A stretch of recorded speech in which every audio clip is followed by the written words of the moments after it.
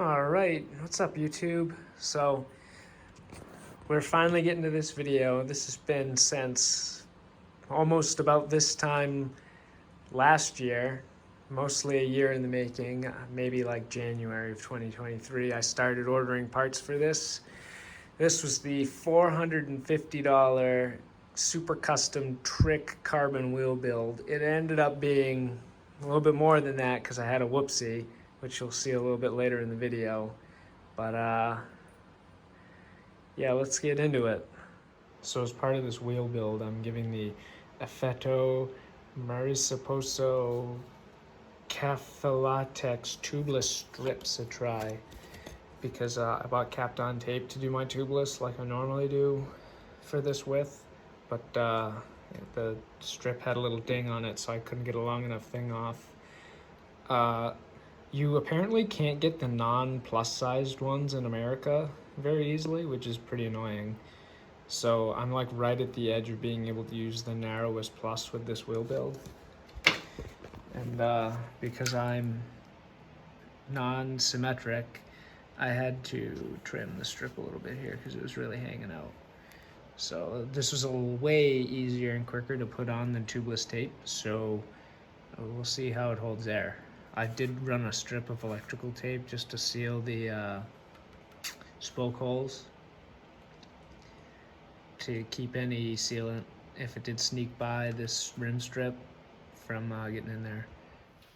These rim strips, they're not made out of rubber. I think it's like a urethane because they don't spring back wicked fast, so don't worry when you're pulling this and it's right next to your face. It's not gonna smash you in the face, I promise. Also to try out as part of this wheel build, we got the Juicy Nipples Max Flow friggin' valve stems, Prestas. No valve core, because they're a knockoff of the Santa Cruz ones. They hold air at least. They fill fast. We'll see how it goes. Okay, and what we really care about, total system weight. So 180 rotor DHR2 on the Crank Brothers wheels. 2.03 kilograms. And now the ARC custom pillar spoke 280 millimeter rotor with a DHF. 2.2 kilograms. These feel lighter, but they're actually heavier. It's probably the bigger tire and the bigger rotor.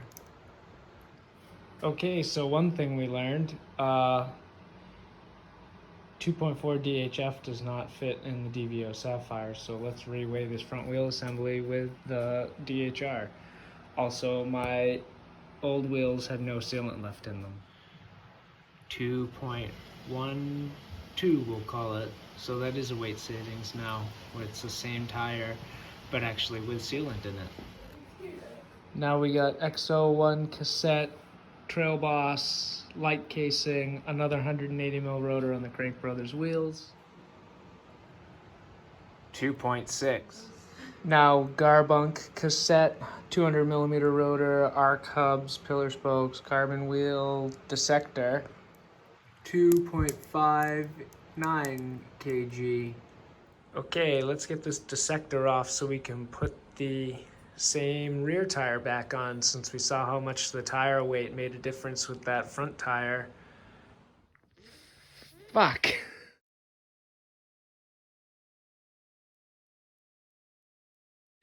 Okay, so let's look at about how this arc hub is constructed. So this is the hub that is only available straight pull.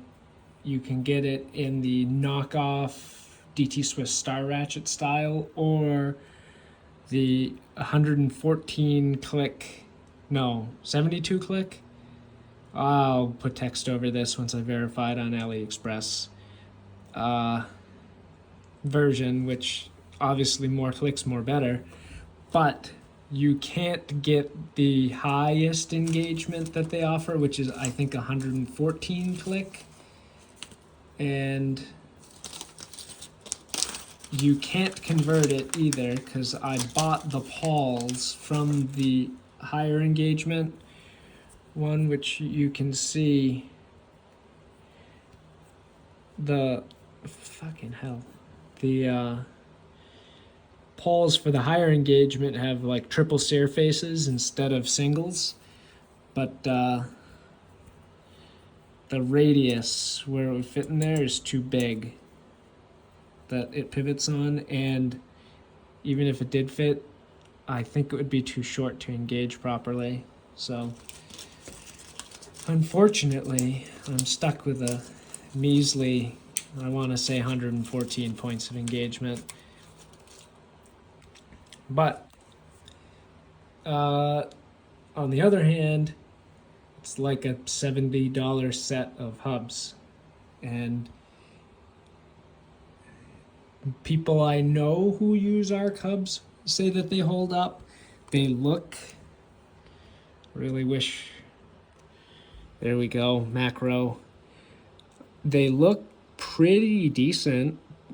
It's kind of strange to see that they made the driver and anodized the driver and then figured out what Paul machining to do to it. That's like a weird choice, but I guess that probably optimizes their manufacturing. The teeth in the body themselves look to be a very nicely black oxided steel.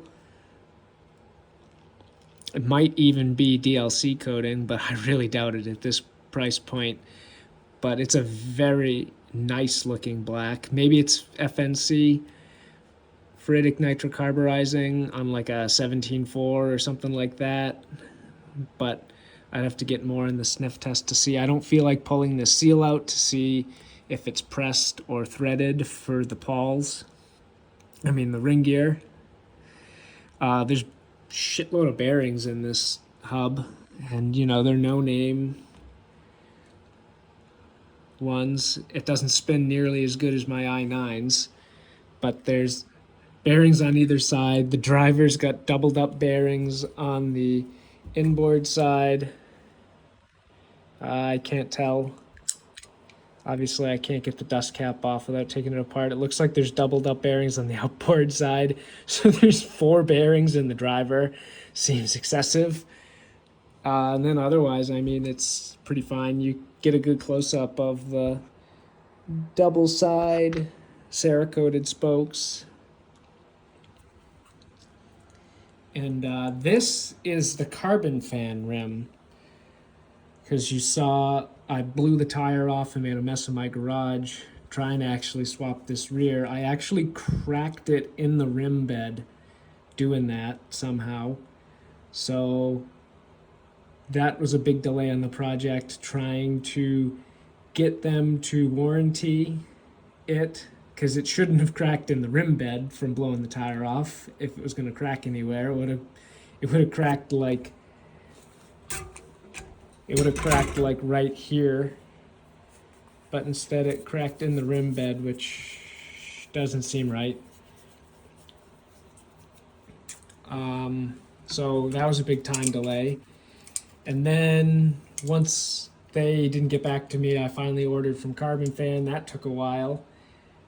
And I've got this wheel built up in September, very beginning of September. And then I shattered my tibial plateau in my knee at Highland off a bad jump landing. So it's the beginning of November, and I got 2 plates of bone graft in my knee, and I can put 25% of my weight on my foot. Yeah. So we're not going to get a real long turb on this rear hub for a while.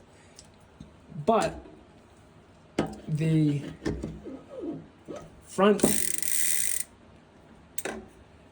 wheel felt great. Like really, it felt nice and responsive.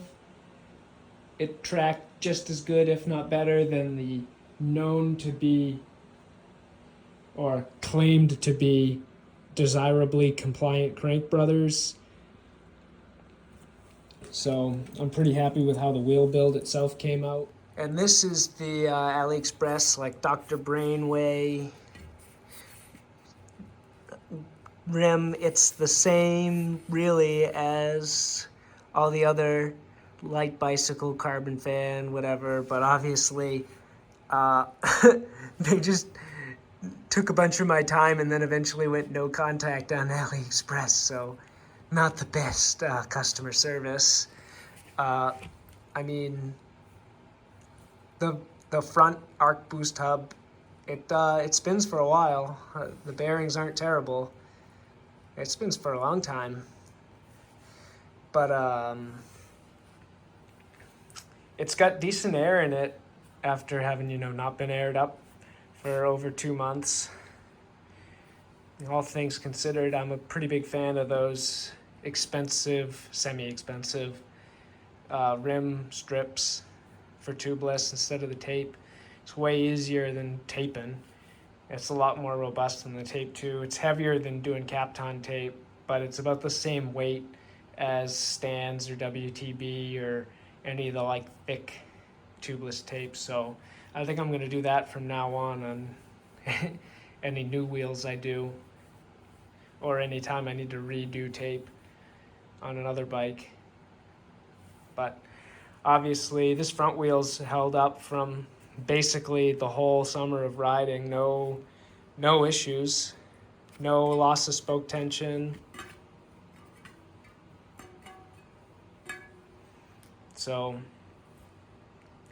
it's been pretty good. It's nice and true. It's dead straight, even though I beat the crap out of it.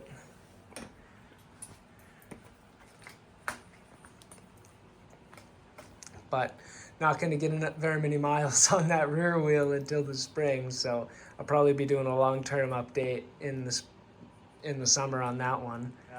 Hopefully my knee heals up fine, and we can get back to riding.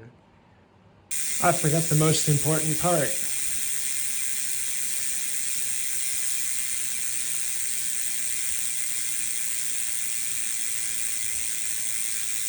I mean, it's no I9, but it ain't terrible, right?